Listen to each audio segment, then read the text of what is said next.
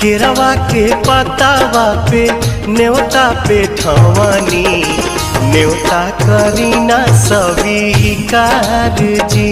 हाँ लिहिनाया रघ मोर आदित्य गोसाइया, परती के सुन ली पुकार जी।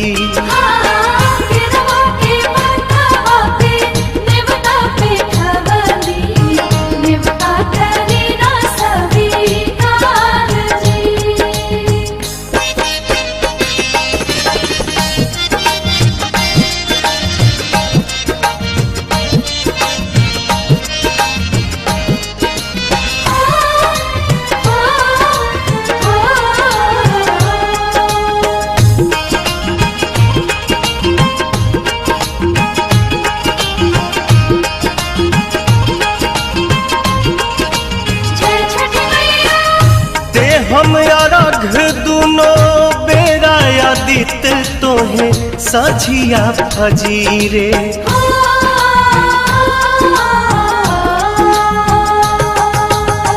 दूसरा अरघ देके मानव आशीष आके गंगा के तीरे।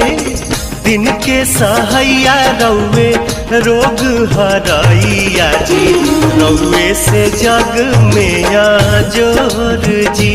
हाँ केरवा के पतावा पे न्योता पे ठवानी, न्योता करीना स्वीकार जी।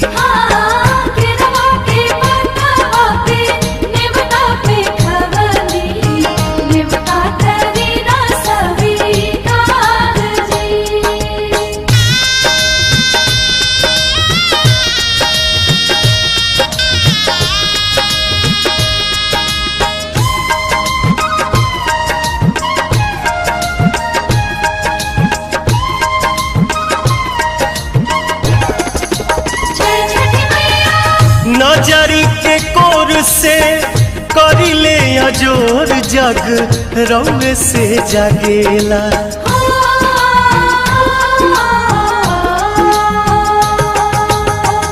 रौवे से रात होला, रौवे से दिन काल चक्र चलेला। हर साल करब बरत आई छठी घटिया, हमनी पकड़ब उपकार जी। हाँ लिहिनाया रघ मोर आदित्य गोसाइया, बरती के सुन ली पुकार जी।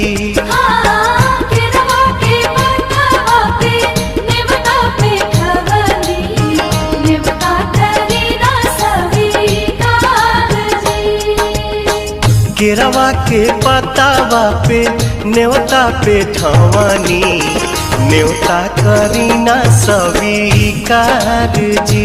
हाँ लिहिनाया रघ मोर आदित्य गोसाइया, परती के सुन ली पुकार जी।